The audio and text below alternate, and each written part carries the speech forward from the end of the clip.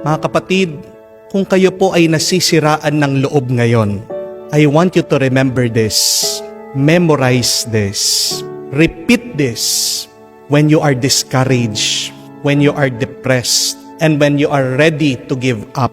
Remember this saying, that a winner is a loser who tried one more time. Ang ganda po nun, no? Sino ang nanalo? Sino ang nagwagi? Siya yung bigo, pero minsan pa sumubok. Kung handa ka ng sumuko, magpahinga ka lang. Huminto, pero wag kang bibitaw, wag kang aalis, wag kang uurong. Hindi mo alam, kapatid, baka sa isang pagsubok mo na lang, panalo ka na.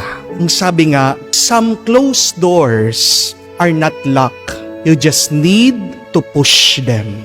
Kala mo nakasara ang pintuan? Kala mo sinasabi sa'yo, hindi, pero hindi mo pa naman sinubukan na itulak ito. Kung susubukan mo lang, kung gagawin mo lang, kung didiretso ka, hindi pala nakakandado.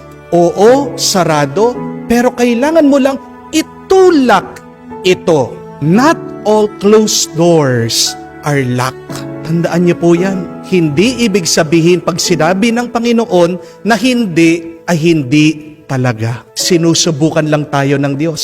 Tinitingnan lang niya kung gaano kalakas ang ating pananampalataya. Gusto lang talagang makita ng Diyos kung talagang gustong-gusto natin. That is a good question. Are you pushing? Are you trying? Diba?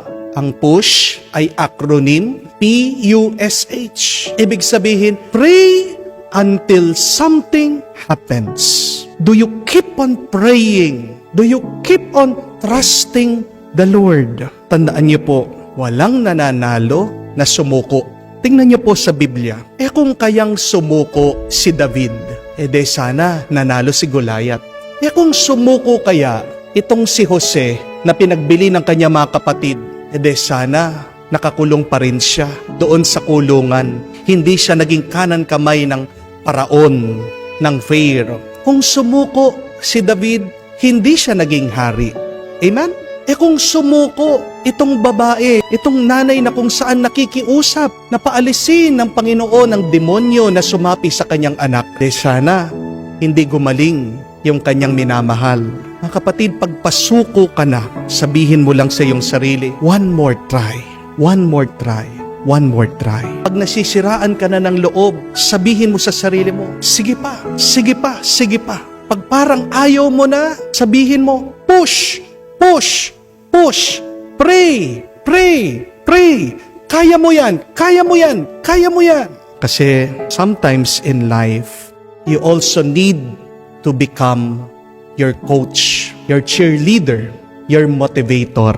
Tayo na nga yung nakikidigma, tayo na nga yung nakikilaban, tayo na nga yung nakikipagsapalaran. Pero pag wala sa labas na nagpapalakas sa iyo, nagtutulak sa iyo, ibig sabihin, nasa loob mo na. Dahil huwag nating kalimutan, nasa loob din natin ang banal na Espiritu. Remember that, my dear friends?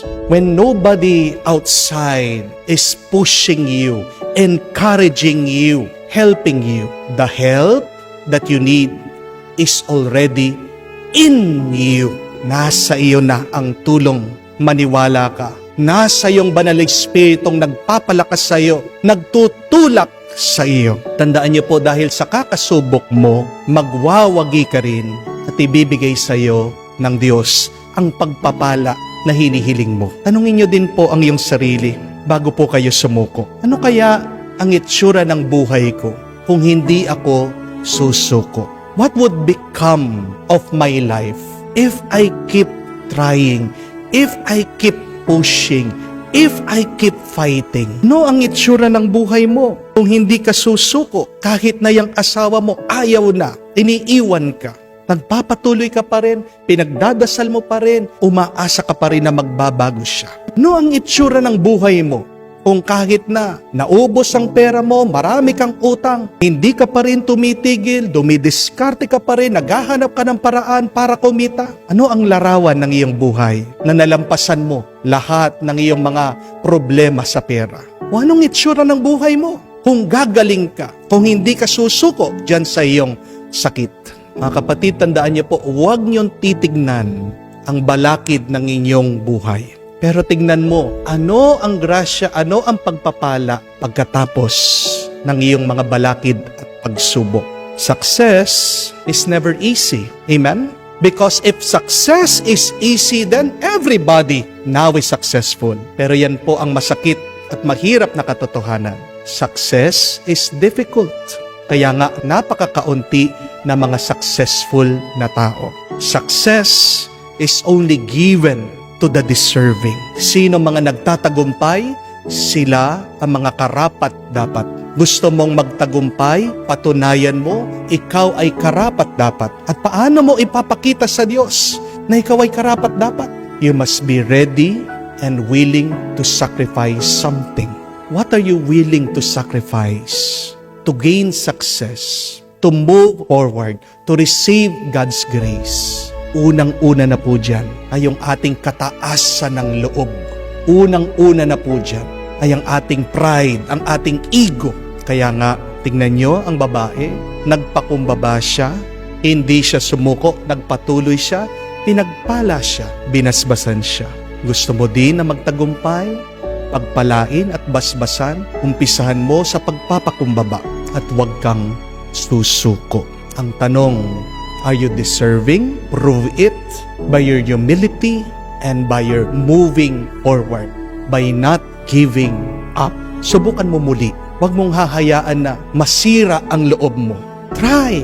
Kaya mo yan. Ito ay ang boses ng Diyos na naririnig mo, itatak mo, hayaan mong pumasok sa iyong puso.